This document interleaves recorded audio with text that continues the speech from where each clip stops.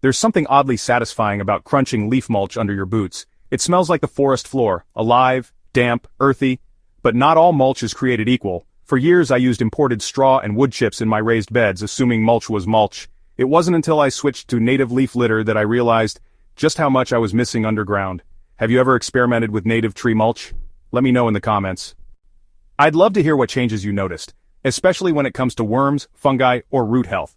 Let's get into what happened when I made the switch to native leaf litter, specifically from Alocasuarina verticillata, Corymbia citriodora, and Angophora costata, and why the transformation beneath the surface was unlike anything I'd seen with conventional mulches. My garden beds had decent structure, but I struggled with shallow rooting and quick dryouts. Straw mulch kept the surface cool, but it didn't feed the soil deeply. After researching how native ecosystems maintain their fertility without fertilizers, I turned to what Australia's forests already do best: drop their leaves. I began collecting leaf litter from under local trees, focusing on species with fine, slow decomposing leaves. Alocasuarina, with its needle-like litter, held moisture without matting. Corymbia citriodora, once dried and shredded, provided a citrus-scented fungal boost without harming my plants. Angophora costata dropped broader leaves that formed a perfect layer for decomposition. After 2 weeks of applying this mulch thickly across one of my main beds, the changes were startling. By day 7, thin, white fungal hyphae were already weaving through the lower layers of the mulch. This wasn't mold or rot, it was the sign of healthy fungal networks establishing a bridge between mulch and soil. These fungi are the decomposers and communicators of the underground world. They transport nutrients, improve soil structure, and most importantly, create an environment earthworms love. By day 14, I peeled back the mulch and saw worm castings scattered like coffee grounds.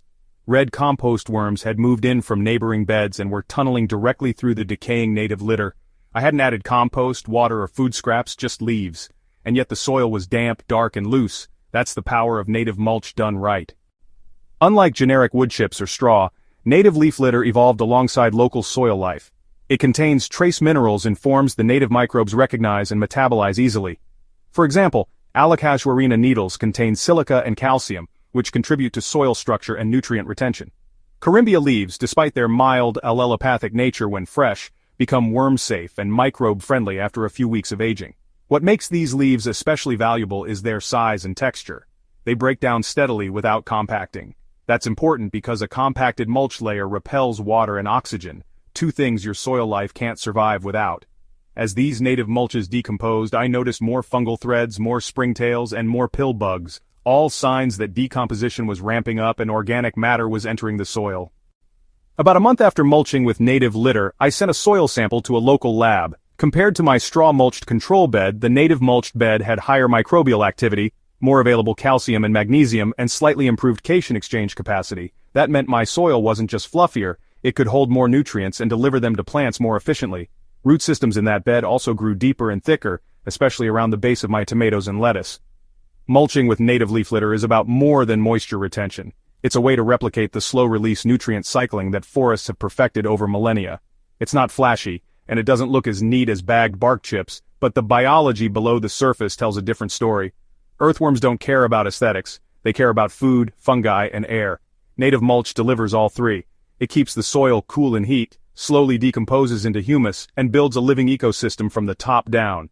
If you've been struggling with lifeless soil or feel like your mulch isn't doing much, give native leaf litter a try. Look around your local environment. What trees thrive without irrigation or fertilization? What's decomposing naturally at their base? Test those materials in your garden, observe, and come back to let me know what you find. If this guide gave you a new perspective on mulch, tap that subscribe button and share it with a fellow gardener. Here at Soil Doctor, we're not just covering dirt, we're uncovering the life within it.